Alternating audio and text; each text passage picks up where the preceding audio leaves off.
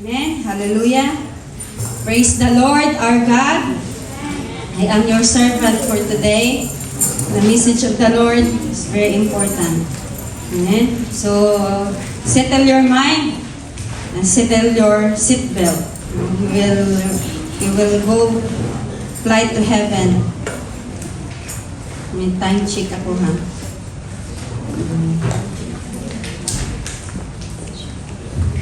So,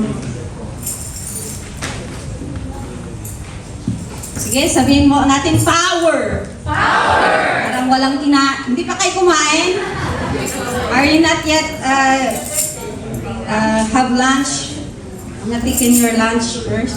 Sabihin mo power! Power! Power! So there is a power.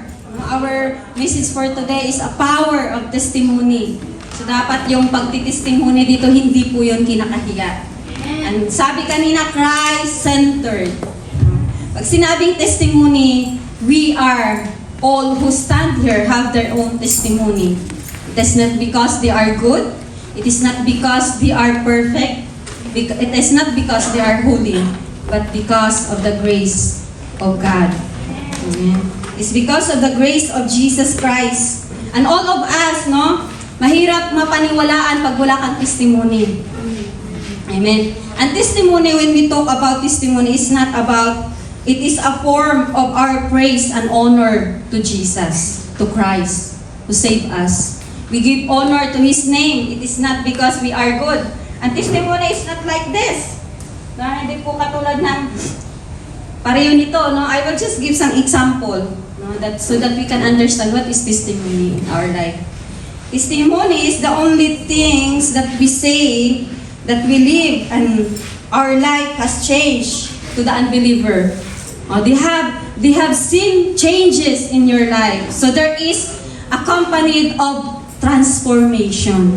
May nababago na ba sa katabi mo? Tingnan mo nga. Baka nabago ang kilay. Nabago ang pilik mata. Kasi umiyak kay Lord. Hindi po nabago yung kanyang mukha. Hindi po siya nagpa-nose reflective. Sleep. Nose lifted. Or nagpa-botox ng kanyang face. No? So there's it should be changed that you see Christ now in your beside. Dapat si Kristo na yung nakikita mo. No? Hindi mo na dapat tinataasan ng kilay si sister. Just not you showing your snub face to your sister now. You should have a confidence that you are already in Christ. No? That is called testimony. And testimony is not like this, no? Na parang, ganito po, may testimony po ako. No? Pumunta po ako sa isang tindahan and I buy banana Q. And I have only, banana Q is 5 dirhams and I only have 3 dirhams. Then I buy banana Q because I already feel hunger. Now, I will just give some examples so that we understand what is testimony. What is a true testimony in our life. Is hindi po gano'n, no? That you in detail what you are doing and you standing here and sabi ng presider, Christ-centered. No? Christ-centered, it should be, you lift up the name of Christ because of what God has done to you. Hindi po yung pumunta ako sa tindahan, bumili ako ng banana Q, 3 dirhams lang yung tapos pinautang na lang ako ng tindahan kasi 3 dirhams lang yung pera ko, 5 dirhams yung banana Q. At umupo ako, muntik na akong masagasaan dahil kakain ko na. Hindi po gano'n, no? Hindi po gano'n ang testimony. Testimony is, there is a transformation. No? You cannot invite someone or even your wife, your daughter, your children, your neighbor, your roommate, they will not believe. No? It is testimony in Jesus Christ. There is unbelievers should believe that you are a follower of Christ. And that is called testimony. Testimony in our life is may kasamang, may kaakibat na pagbabago sa ating mga buhay. Marami nagsasabi, no? There's always, I heard this kind of saying that I'm Christian since birth. No, I do not believe. Why? I do not believe those Christians since birth. Because I was came being a Christian, and I've been backslide because I really don't understand who is really Christ is. I understand that I have encounter with the Lord, and yet I not walk with it. Hindi ko siya talaga, kumbaga, sineryoso. No? Hindi ko sineryoso si Lord. That's why the time I was backslide. And hindi ako naniwala dun sa, I was Christian since birth. Hindi ako naniwala dyan. Meaning, no? Sad to say, sad fact, that meaning of mga tinatawag that they are confident that saying that they are children of the pastors, but yet their lifestyle outside of the church is different of really being a Christian. That's why I do not believe. Hindi po ako naniniwala. I do not believe those saying Christian since birth. Because Christian says, Christ is in me. So everywhere you go, you have Christ in you. They see Christ in you. You are already follower of Christ. You are already overcomer. You overcome from darkness. You are already reigning with the power of the victory of Christ. You have a confident, even you. Kaya si Lord, no? Jesus is not sitting on the sinner to be sin. At hindi rin niya kinondim. Jesus is sitting to the sin so that they will be transformed. And they will bring their testimony to those who do not believe yet to Christ. And when we call right now that you are a Christian, it should be show up that testimony in our lives. It's very important that testimony na hindi natin minsan pinapahalagahan. That's why in the Revelation is really many times it speak about the testimony of not only for because Jesus died for us. That is the best testimony that we have.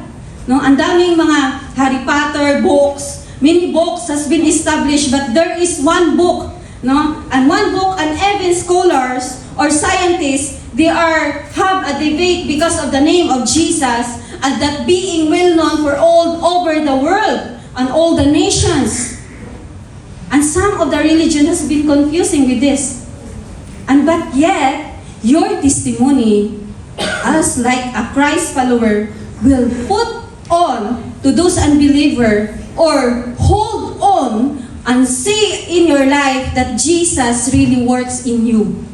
Napapatunayan sa buhay mo. No? Marami nagsasabi, matagal akong Kristiyano, matagal na akong Kristiyano. But the more dapat tayo na tumatagal tayong Kristiyano, the more dapat tayo na i-involve sa ministry. The more tayo na nagpapagamit kay Lord, the more ka na nawawala ka doon sa karakter. We only know that glory by glory, but we should work out on Him.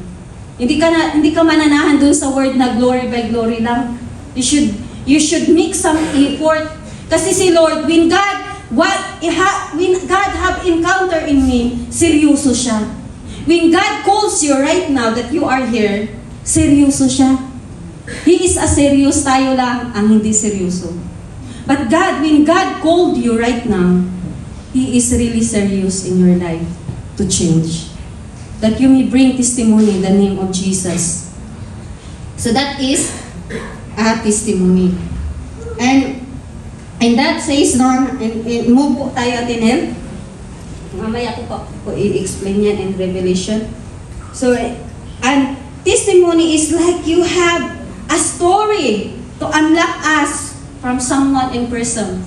I came from being in the darkness, no?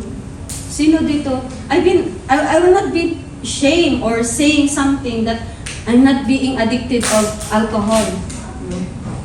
Because of our lifestyle. Because we are allowing in Cebu that we can able to drink as long as we can drink. And when, di ba, nung tinuturuan tayo, walang nagbabawal sa'yo, and then you got addicted with this one. And I came from that, and when the Lord delivered me from that, and I even sense of smell has given by God to me. When the time I was delivered from this alcohol, no? Yan tequila, wala yan sa akin. Yung mga RAM na mga dinadala ng aking mga tsuhin, some of our friends or some of our relatives from Seaman. Wala yan sa akin. Hindi yan tumatalab sa akin. Tabla yan. Ganun ako dati katindi. But why? Nung nagseryoso ako kay Lord, when I put my heart seriously to the calling of the Lord, I said to the Lord, Lord, deliver me from this. And one that God has given. Bakit tayo dinideliver ng Lord? So that you will be given a right gifts that the enemy has stolen from you. And one thing of my deliverance is, ang binigay sa akin ng Lord when I was delivered from this, yung sensitivity ko po sa mga nag-aalcohol, alam ko po yan. Wala pong pwede magtago sa akin because I've been there. Diba? Aminin! Mga lalaki ha! Aminin! Because I got this kind of gift that malayo pa lang alam ko na ang amoy. That was God's given to me when I asked for my deliverance. That is called that you have a story that you are being delivered from your imprisonment of the darkness. That darkness, hindi naman yan kay Lord. It is not came from the Lord. Even though the Lord in the Bible is having a miracle in the wedding, no, in the wedding day, that marrying, that they are created a red wine, it doesn't mean that they are being drunk. They are only celebrating. That is very different sa mga pilosopo na mga skeptology, mga skeptic na mga tao na mahilig magpilosopo. But the truth is in our story and based on our experience. So next po, palakpakan po natin si Lord. Kasi yung aminin nyo, may mga manginginom talaga dito. So sige, lahat nagtatawanan kayo dyan. At next po. So amen po, naintindihan po natin ang ibig sabihin that we having a story of our life testimony. Nalawa po sa akin. So in Revelation, okay, go in Revelation chapter 1, verse 2. No? And there is a revelation, and this revelation, it is Apostle John, no, that is called in some of the study, it says that he is a John the Beloved. It's written there, no, in Revelation. We are more in the Revelation. It says here that, basahin ko na sa 1, in prologue, the revelation from Jesus Christ, which God gave him to show his servant what must soon take place. He made it known by sending his angel to his servant John. No, si John po ay nasa reality, physically, imprisonment in the Patmos. Sabi niya dito, who testifies to everything he saw, that is the word of God and the testimony of Jesus Christ. Sabi dito, blessed is the one who read aloud the words of the prophecy, and blessed are those who hear it and take to heart what is written in it, because the time is near. No? The time is near. Nalalapit na. Kailan pa yun, Pastora? No? Kasi nga, umabot na ng dekada, wala pa rin si Kristo. Ang tanong, are you prepared when Christ now return? Sigurado ka na ba? Na pag tumating ngayon si Lord, you are saved. Na wala ka nang tinatawag na secret life in the Romans. No? In book of Romans, our secret life, may mga sikreto ka pang buhay na hindi mo nilalahad, but alam ng Lord. Ang tanong natin, mabilis tayo magpiloso minsan na, ang tagal na, dekada na, 1,000 years, 2,000 years na ang dumating, wala pa naman si Christ. No? Are we confident when we face Christ? I don't think so. No? Because even our mind is very sinful.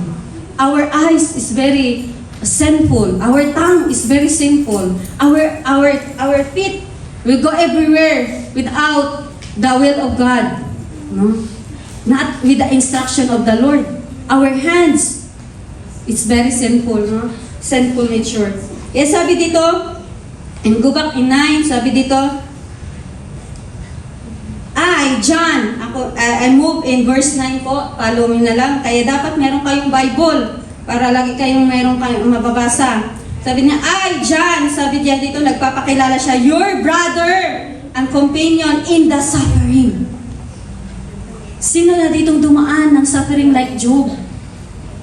Sino na dito ang nakaraan na kanyang kinuhaan siya ng kanyang ari-arian, namatay ang kanyang mga anak, sinumpa ng kanyang asawa, wala pa no? Wala pang dilubyo. No? Maaring may mga bagyo, pero bagyo lang yan. Kaya nga sabi kanina, when the oceans rise, thunders roar. Sabing gano'n, the Lord is there. Sabi ng Lord, be still and know that I am God. So dito, these people, the disciple of Jesus Christ, in their suffering, ngayon nga lang, ayaw natin mag-suffer ng magpuyat. But when we look back to the life of those disciples, they are suffering. They are being suffered in prison without any sin. Hindi wala po silang kasalanan. Ang kasalanan lang nila is nagpahayag sila sa pangalan ni Kristo. At doon ay kinukulong sila. At pinapahirapan. Peter died. No? Crucified. Pabaliktad. And some of the disciples, John the Baptist, because he rebuked the Herodias, the wife of Herod, no? And when he rebuked, nagalit, he beheaded. Kaya na ba natin pag pinutulan tayo ng ulo dahil sa pagsunod mo kay Lord? Yung maapakan mo lang ng kapatid mo yung kuko mo, taasan mo na agad ng kilay. Kakamanicure ko lang yan. Bakit mo ako inapakan? Ganon? How come? No? So what do I call this one? They are martyr, Christian. Their testimony is really overwhelming to the throne of the Lord. Sabi dito na, sabi niya, patience and endurance. Meron na ba tayong patience? Meron na ba tayong endurance? No? That are ours in Jesus was in the island of Patmos. Alam po natin yung Patmos, parang po yung iwahig ba yan na tinatawag? Yung they are in the island place na no one can visit you, your family. Ganon. No? Ang pagkakasala lang ng ng lingkod ng Diyos is yung nagpahayag siya kay Kristo. Imagine, hindi pa dumaan sa atin yan, di ba? Amen. Dalakpakan po natin si Lord. Kaya sabi niya dito, because of the word of God and the testimony of Jesus. Dahil sa pinahayag niya na si Kristo ay Messiah and Jesus Christ is the Son of the living God. No, siya po ay Diyos. No, He is the Son of the living God. Jesus Christ. Kaya, di ba, sabi doon na hindi, no, in 1 John, and in 1 John po, I will move na lang po. When in 1 John chapter 5, na napakahalaga pala yung testimony natin. Ang hirap po mag-encourage, ang hirap po mag-invite. Because all your housemate, kung sino yung nakakasama mo, your workmate, they will be a witness. Alam niyo yung testimony na tinatawag? When we're going to the court, and you testify your right, your justice, it should be have a witness. Kailangan mo ng witness. At ganun din sa kay Lord. Kapag ikaw, nag-claim ka that you are a follower of Christ, you need a witness. Witness sila sa pagbabago mo. Witness sila that you are being transformed, that you are serving the Lord faithfully. Kasi sabi ng Lord, isa lang ang kanyang sinabi, well done, good and faithful servant, welcome to my kingdom. Yun lang ang pwedeng gagawin ng Lord. Hindi niya sabihin na, kanino ka ba na follower? Follower ka ba ni Kibuloy? Follower ka ng GC Kissing? Hindi po sasabihin ng Lord yun. Hindi sasabihin ng Lord, God doesn't tell you, who are you following? Follower ka ng Twitter? Follower ka ng Pupu? Follower ka ng TikTok? God will say in your life that you're really following Jesus. Si Lord dapat ang nakikita sa bawat paghakbang mo, sa bawat plano ng buhay mo. Ganon ang pamantayan ng Lord. Hindi po niya sasabihin kung kanino ka follower. Your salvation, it is not depends on us here who's standing here. And when you see that they are singing, they are talented, that your salvation is not with them. They're just giving their strength, they're giving their praises to God. They're giving the true servant to serve the Lord rightfully. And you are not a follower of them. You are not being entertained with them. I'm not being entertained with you. Hindi ako entertainer ninyo. Si Lord lang ang pwede niyong i-follow. Only Jesus you can follow. Palakpakan po natin si Lord. So amen po. Naiintindihan po natin how this testimony is really worked on in our life. No? Ang sabi dito, no, that the great testimony in chapter 5, 1 John chapter 5, verse 6, this is the one who came by the water and blood. Only Jesus is died for you. Yung kapatid mo, hindi niya kayang, siguro, pag panahon na ng salbahan ng sarili, uunahin niya ang sarili niya. Pag tinanong ka ng mga, halimbawa, those who are persecuting Christian, kilala mo ba yan? Like Peter, during the time when Jesus has been already in a sacrifice of his life, ang sabi sa kanya ng mga tao, ikaw, disipulo ka niya, sabi niya, hindi ko siya kilala. The same will be happen to us. Hindi ka isasalba ng kapatid mo, na katabi mo. Ang magsasalba sa'yo si Lord. Hindi kanya isasalba. No? Kaya, only Jesus has been shed His blood to you. His body for you, crucified. Na smash ang kanyang body, ang kanyang flesh for you. It is the Lord Jesus Christ. Pumunta ka dito sa church because of Jesus. It is not because they have a good speaker. They have a good song leader. They have a good instrumentalist. No. You came here because of Jesus. You came here because you want to be transformed. You want to follow Jesus. Kaya sabi niya, this is the one who came by the water and blood, Jesus Christ. He did not come by water only, but by water and blood. Sabi niya, dumugwis ang kanyang dugo at tubig sa kanyang katawan. And it is the Spirit who testify because the Spirit is the truth.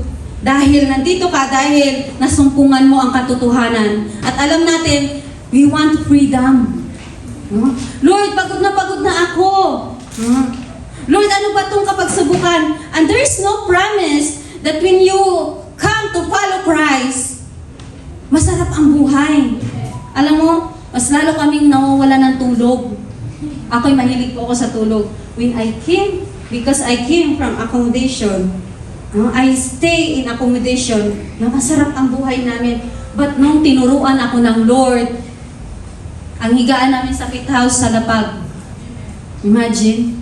And that is one way na hindi mo pwedeng sabihin na dapat ang Kristiyano mayaman. Dapat ang Kristiyano may bahay at lupa, ang mga pastor nakikita.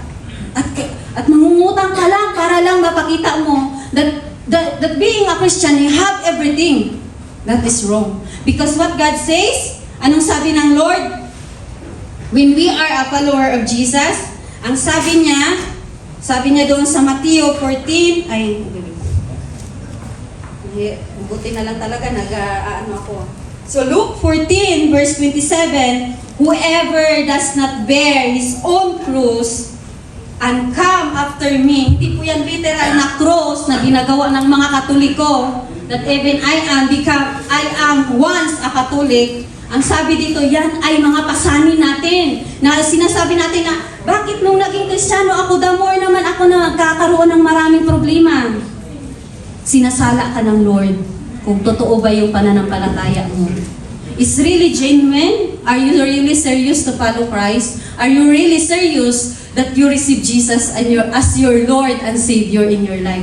Kaya sinabi niya, doon sa Luke 14, advance, sinabi niya sa mga disipulo, dahil alam ko that during the time that even Peter, John, Philip, no? And many so of them, the disciple doesn't really like the same as na hindi talaga totoong Kristiyano. Because Peter was been tested when he denied Christ. But when he come into repentance, doon lang siya naging kagamit-gamit sa Panginoon. The same as maraming nagsasabi na Kristiyano ako. But in our lifestyle, in our the way we live, those witness around us, hindi nila nakikita. And sometimes our children, our family, no? Maraming mga kabataan ang sipag sa ministry pagdating sa bahay. Nanggigitin na ang mga litid ng nanay. Tamad. How come? At sino napupulaan? Pangalan ni Kristo. Mga kabataan, taas ang kamay. Bawal ang tamad sa tahanan. Because not only here is your ministry, but also in home. Dapat witness sila that you are a follower of Christ. Surrounded you must be a witness that you're really follower of Jesus. Totoo po yan. At hindi ganun kadali ang pagsunod kay Kristo. Sinabi na niya advancedly, sabi niya, those who not bear his own cross and come after me cannot be my disciple. Hindi ka pwedeng maging disipulo ni Kristo. At even the coward, pag duwag ka. Alam mo, duwag ka. Ayaw mong i-correct si sister kahit nakikita na ng dalawang mata mo ng paulit-ulit. Naghihintay ka pa na parang gagawin mong chismis pa. Kukwento mo pa sa iba. No. That is coward. At sinabi niya sa Revelation that even the coward cannot enter to the kingdom of God. Meron tayong mga ganyan. Duwag. Pagdating, takot sa kapatid. Alam mo ako, hindi na ako natatakot. Alam mo bakit? I have a lot of testimony. My encounter with the Lord, I cannot, hindi ko pwedeng pagpalit sa inyo. My calling for the Lord, it is a big accountable, hindi ko pwedeng ipagpalit. Because I will give all the accounts to God. Whatever I've seen, whatever I'm saying, what I'm doing, that is my accountable to the Lord. And it is all accountable individually of us. Hindi mo pwedeng sabihin, Lord, sinabi ko naman kay pastora na ganito, ganyan. Di ba? Hindi mo pwedeng sabihin yon. Lord, bakit ganon? Hindi ako maka-enter sa langit, Lord. Sinabi ko sa kanya na pagalitan niya. Sinabi ko sa kanya na ganito. No, hindi pwede. You individually give accounts to yourself. Accountable ka sa tinanggap mo kay Lord. Pag hindi mo yan, being faithful, servant of the Lord, you are accountable. Hindi po ang paglilingkod is basta-basta yan. Nauo ka lang. Kaya nga Ecclesiastes 5, huwag kang mangako sa Diyos. Dahil ang pinangakuan mo ay nasa trono ng langit nakaupo. Hindi siya katulad ng tao na pwedeng magbago, pwedeng umuo, pwedeng hindi. Kapag sinabi mo na, ayaw ko na mag-serve. Kasi nasasaktan ako ng pastor, pinapatamaan ako lagi. Hindi po ganon ang pamantayan ng ating pagsunod kay Lord. Amen. Palakpakan po natin si Lord. Amen. And gusto ko lang yung, kaya ba Kuya Chris yung videos? I want you to see so that you will be encouraged. Ang pagiging Kristiyano. And a true Christian is really like a martyr. Kulang pa yung ginawa mo ngayon kay Lord. Kahit hindi ka sinisingil ng Lord na dapat mo siyang bayaran. Amen?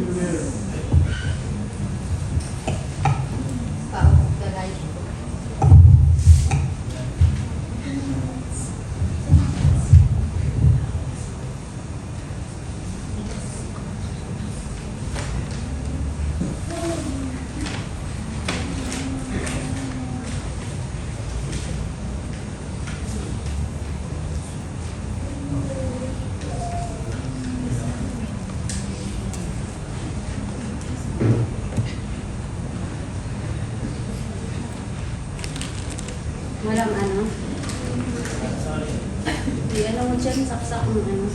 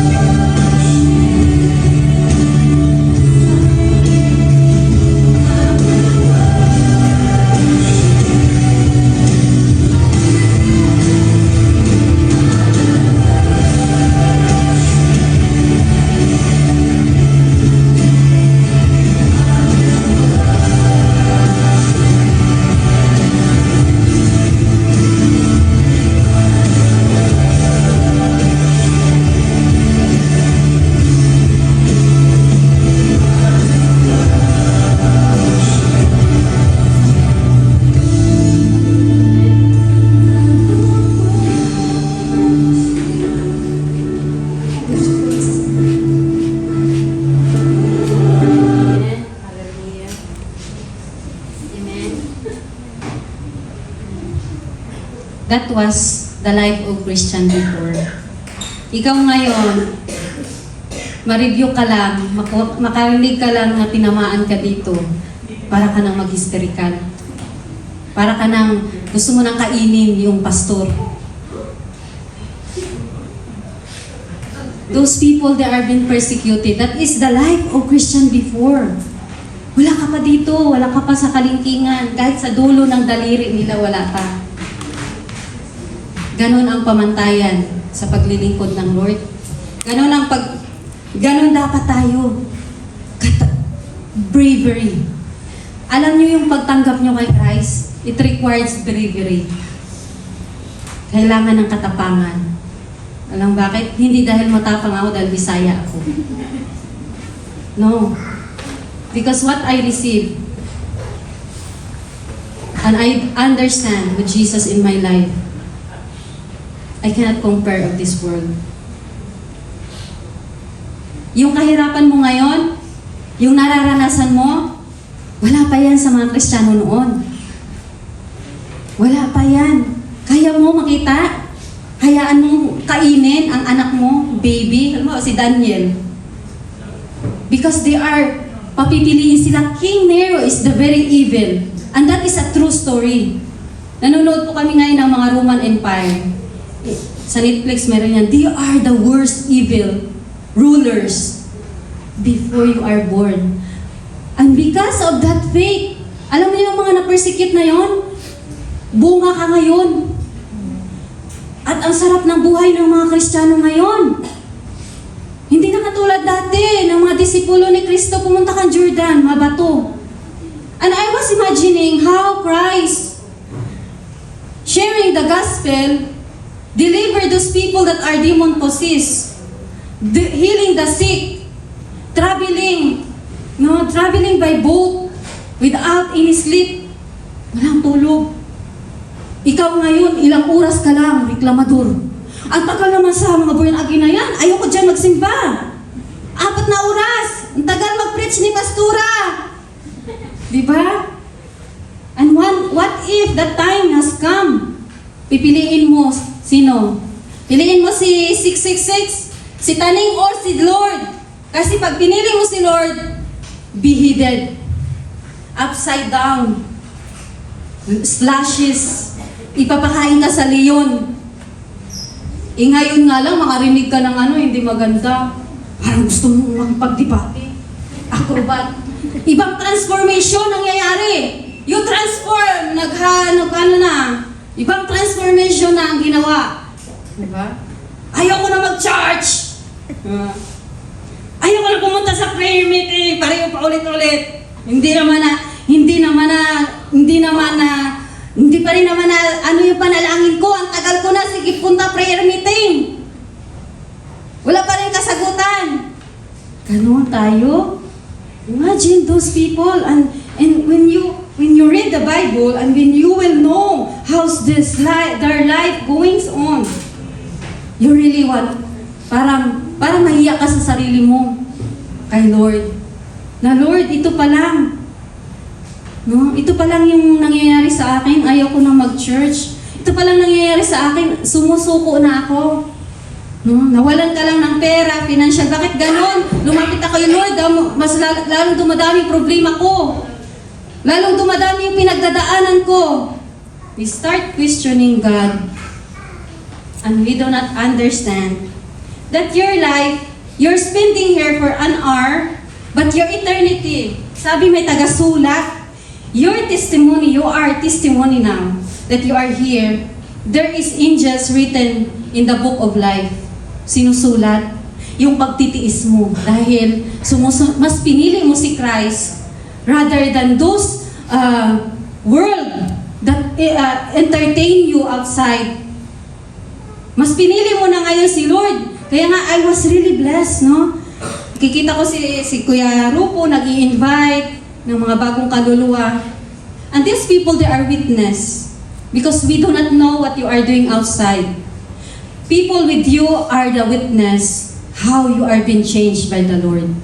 Kung meron na bago. Si Kuya Noli, hindi yan sasama si Ate Shane kung wala yan nakitang nagbago. Amen? Hindi yan magpapabaptize kung wala yan siyang nakitang pagbabago. And that testimony, it will give impact to those surrounded you, even your children. They will be a witness of how you follow Jesus. Every day of your lives, those who are with you, they are the witness if you really following Jesus. Hindi pwede nating sabihin that the Word of God, no? Ano ba yan? Si Pastora lagi na lang nagpapatama, no? I'm just reading the Word of God. Nothing else. It is not for us the right to justify us and use wrongly the Word of God just for us to be justified. No? Amen po? So palakpakan po natin si Lord. Amen? You dapat know when we go out in this place today, we have mind, no? Right mind to think how God was done, what Jesus has done to your life. And my encouragement, no? And first, we will go first in a Revelation, sabi doon.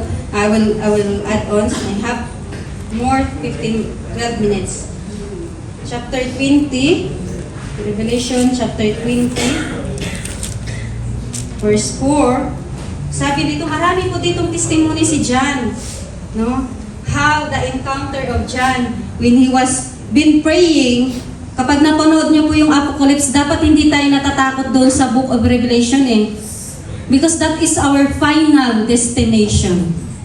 Final understanding what are happening today and tomorrow and to the another day. Bakit naging ganito ang mundo? Ngayon nga, baliktad ang mundo. Bakit? Kung sinabing baliktad, ang ulan nandito, ang init nandun sa Pilipinas. Who control that? God is the controlling of everything. God is speaking even to the season. Dahil sabi ng Lord, ang pagdating ng Panginoon, the coming of the Lord is we have a sign. Marami ng sign. Wars is the sign. Pero it doesn't mean it already coming because even Jesus doesn't know when is the Father. Allow Him to come back, to return for us, no? In a year, thousands of years. 20 verse 4, sabi niya, I saw the thrones. Ito yung encounter ni John. Sabi niya, I saw thrones on which were seated those who had been given authority to judge. And I saw the soul. Ito yun, nakita natin kanina, after death of Jesus Christ. Christian has been persecuted. Hindi ka persecute by word. Persecute, beheaded, eating by the lion. No? Pinapahirapan ng mga rulers of the Rome. That is their persecution. Ngayon nga lang, makuri ka, sabi niya, pinipersecute naman ako nito ni sister. You don't understand what is persecution. If you just have pride and touched by pride and ego, at hindi ayaw mong tanggapin. Because that persecution, that is the true persecution in the video. Kaya sabi dito, and I saw the souls of those who had been beheaded because of their testimony. Very clear, the Word of God says. They are being beheaded because of testimony. What are their testimony? That Jesus is the Son of God. Yun lang ang kanilang testimony. Jesus is the Son of God and I will follow Jesus. Because He is truly the Messiah. Imagine, they are not doing murderer, they are not stealing, they are not addiction, they are not addicted, they are not doing bad things to the neighbor. They are saying only to testify that Jesus is the Son of God, but yet, how their situation, how they are being persecuted, beheaded, no? Pinutulan ng ulo. Sabi niya, ikaw kaya ngayon, no? Maputulan ka lang ng isang daliri Di ba? Masakit na. Masugatan ka lang, masakit na. Yun pa kayong putulan ng ulo. Eh sabi dito, because of their testimony about Jesus and because of the Word of God, ito. Because many will contradict the Word of God. The truth They don't like truth. Pag sinabi mo ng katotohanan, ayaw ng tao yan. Gusto niyan laging nabubuhay sa kasinungalingan. Kasi they are in a comfort. They want only to hear peace, comfort, love.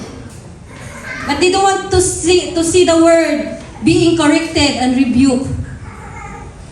And sad fact, this very time, many Christians only want to follow those who are really a good, so sugar-coated preaching. But they don't want to listen when there is warning and instruction. Very sad. No? It's really happening. They don't like to hear it. And sabi dito, in Revelation, kanina binasa na natin yung 1:9. So, amen po. And this is my encouragement. No? In 1 Timothy chapter 6, meron din sinabi dyan si Lord.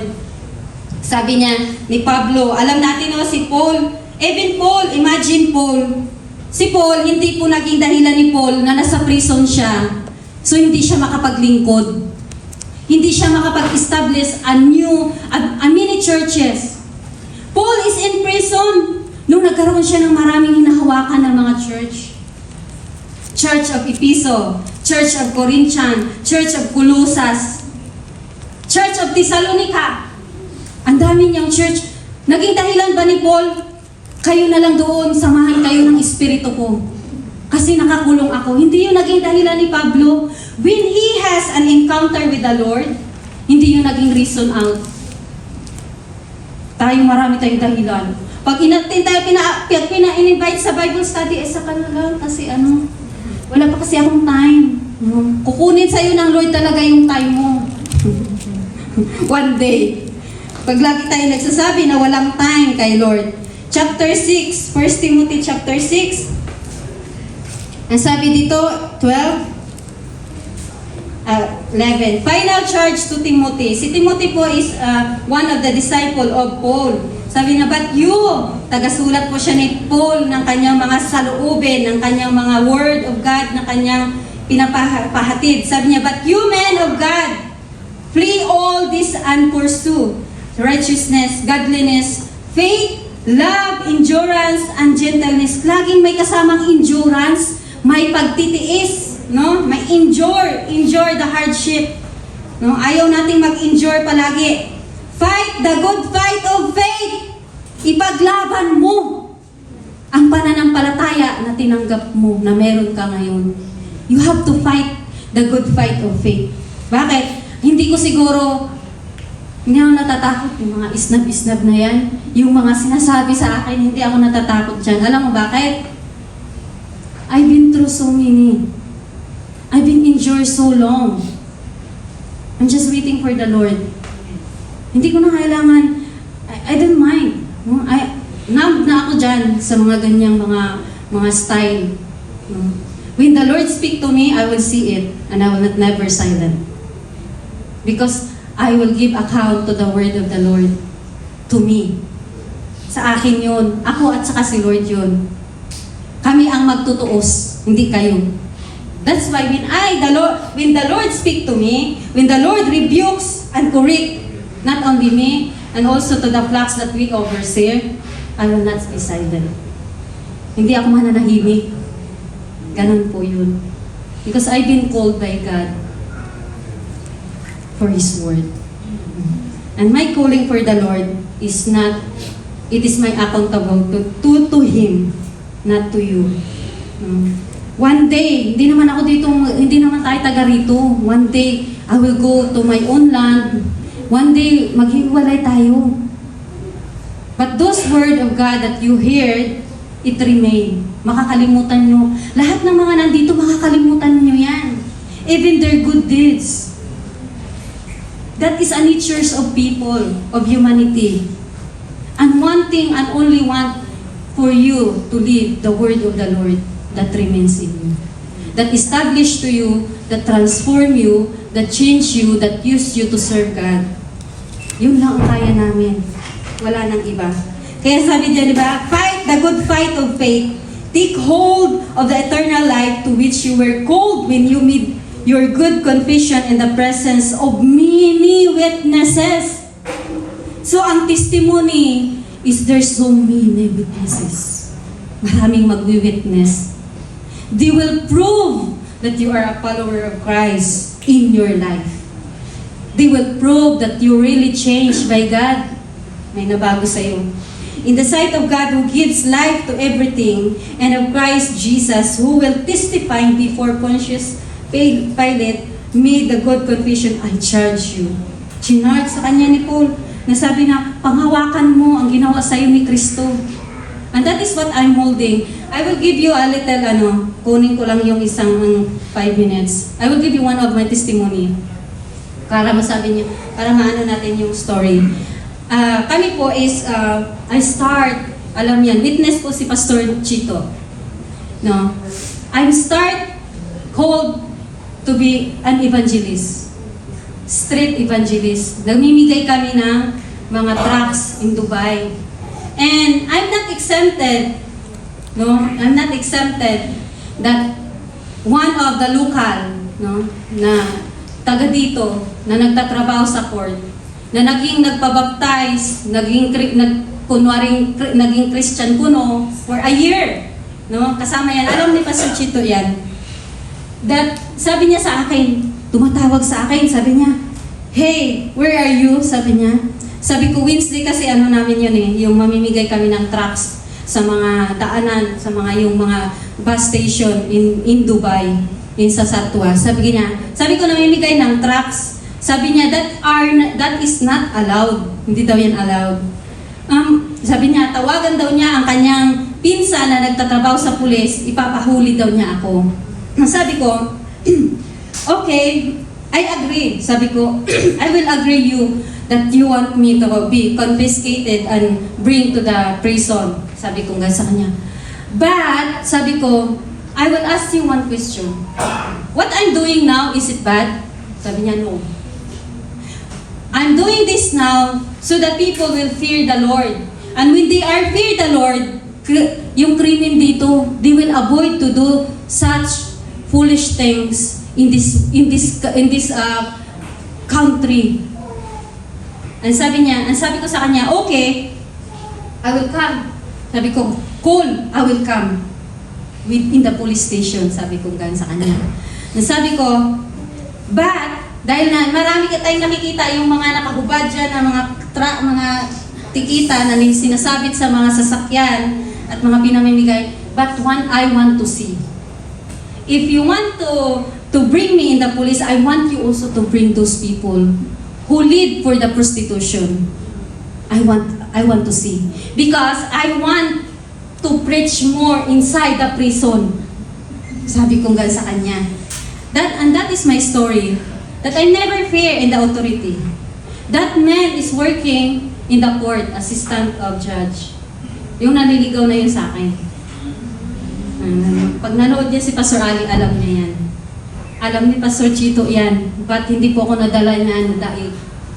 Hindi po ako nadaig sa nahumaling sa kanilang mga mukha. Because I always pray by Pastor Ali maybe every day and I was always rebuked and corrected.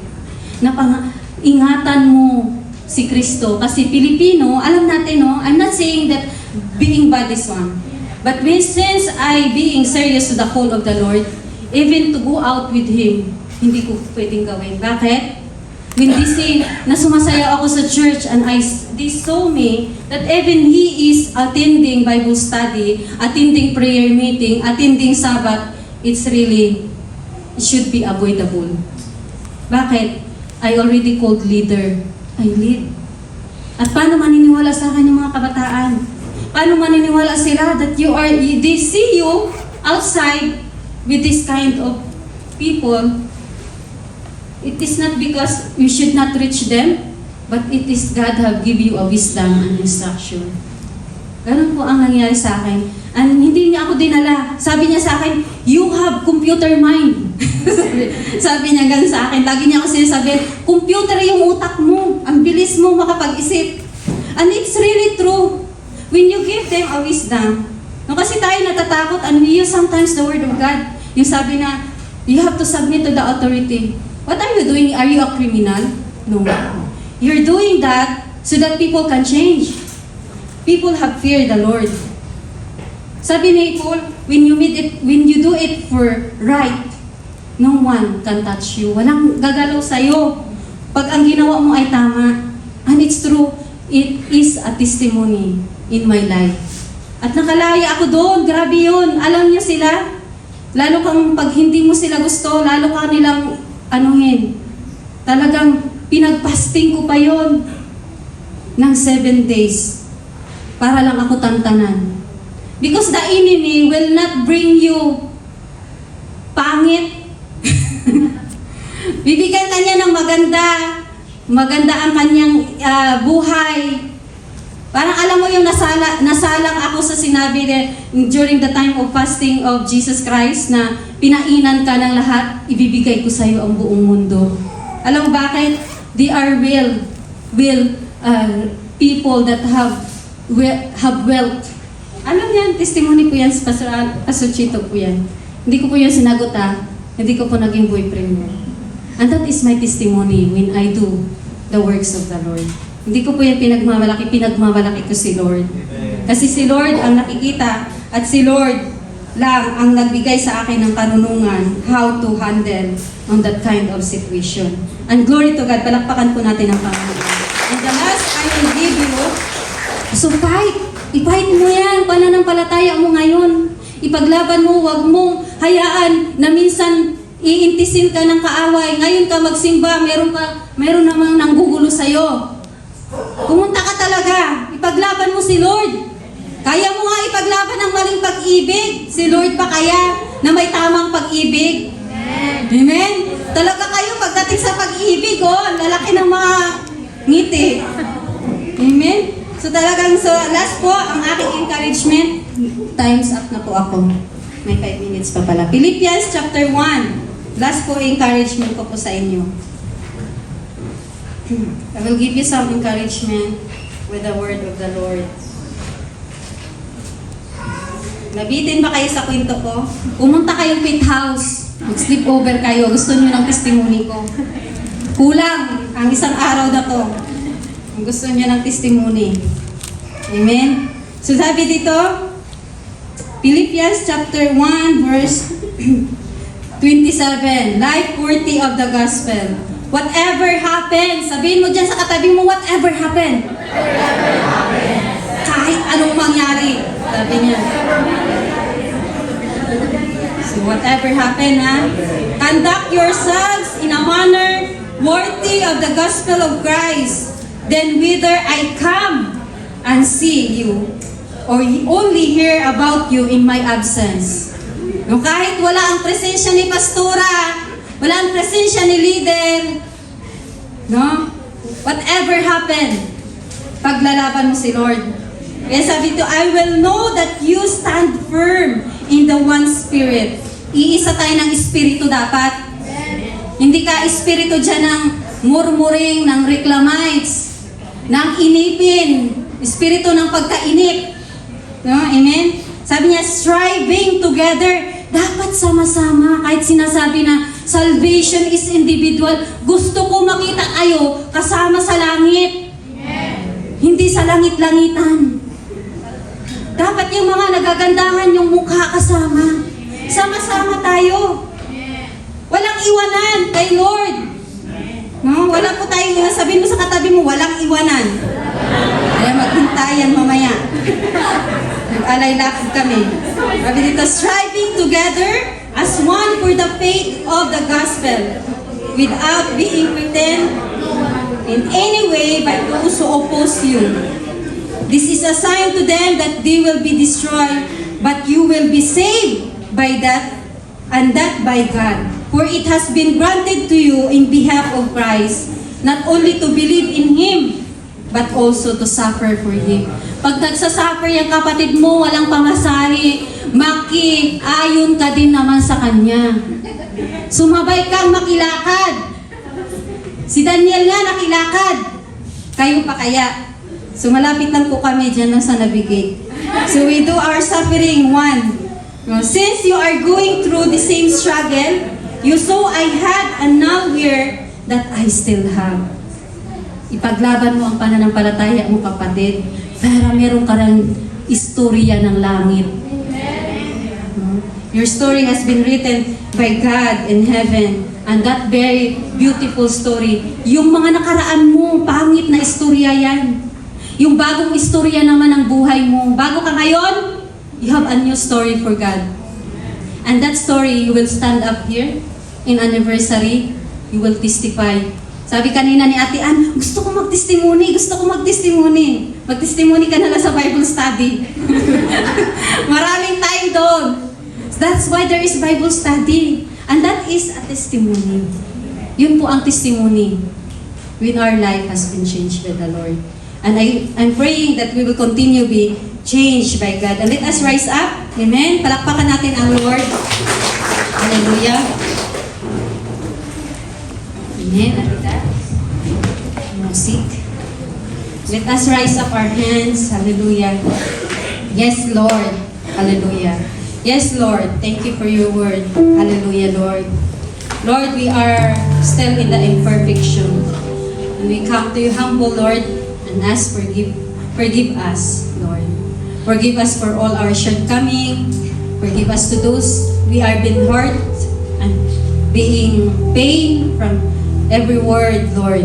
Hallelujah, Lord God. Lord, have your way, Lord. Strengthen us, Lord. The same God who said, Lord, to Moses, that I will be with you always. Whatever the struggle, Lord, in the suffering and following Christ in our life, Lord God, we believe that you have done all things already in the cross of the Calvary. Lord, today, we will receive that victory. Whatever happens, Lord, with this gospel that we receive, Lord, we will continue to stand firm. We will continue to strive, Lord, the word of the Lord. We will continue to serve you. We will continue, Lord, manifested as a vessel of your word, as a vessel of the power of the Holy Spirit. Lord, we are not yet perfect, but we need more of your perfection in our life, Lord God. We want, Lord, to be useful for a purpose of you, Lord. And we want, Lord, that let the Spirit of the Lord, those who are still, Lord, as you said, Lord, you are the God who make a way in our darkness to bring us into your marvelous light. And tonight, Lord, we want, Lord, to be unchained of that darkness in our lives, Lord. Anything, Lord, you have seen in us, Lord. Anything that we cannot able to surrender, anything that you can see in our life that are unworthy, unclean, Lord, we surrender today. Even, Lord, our struggle, yung mga kabigatan namin, Panginoon, financially, physically, spiritually, Lord, the soul that are risen, Lord, fight the soul that are fighting inside of us. Lord, we want to be firm in our foundation to you. We want Christ to be a center of our service to you. Our Panginoon, Lord God, our worship and our praise, our life, Lord, will be a light of this world, Panginoon, that people, they are seeing, there will be a great witness, Lord, a many witnesses in us, Lord, that we are a follower of Jesus Christ, Lord. And today, Lord, I bring the name of Jesus, the individual of us, that we may receive, Lord, we may receive the perseverance, we may receive the endurance, the patience, the love, the faith, Lord, the kindness, the gentleness, Lord. Hallelujah, the comfort and the rest and the faith, the peace of God be upon us, Lord. Salamat, Lord, sa iyong salita, Panginoon. And we believe, Lord, na ikaw lang ang Diyos na nagpapabago sa amin. At naniniwala kami, Lord, power comes from you. And power comes in our story to testify your name, Lord, that will be glorified. Salamat, Panginoon, sa aking mga kapatid, Lord. To you be all the glory, the honor, the praise, and the majesty belongs to you alone. In the name of the Father,